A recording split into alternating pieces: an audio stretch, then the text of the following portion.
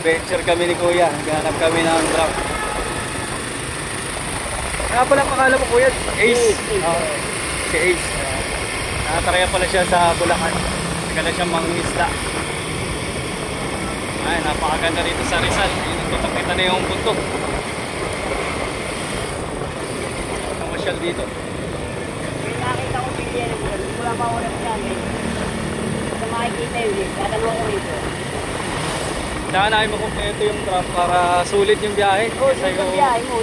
malalaki kasi yung isda eh. Kaya kailangan na malaki na yung drop. Dadagdag pa kami ng drop. Inuna kami na isang malaking drop yung 200 liters. Kahit mga 170 liters pwede.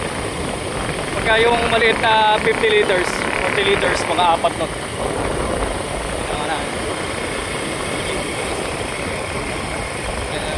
Ayun bundok.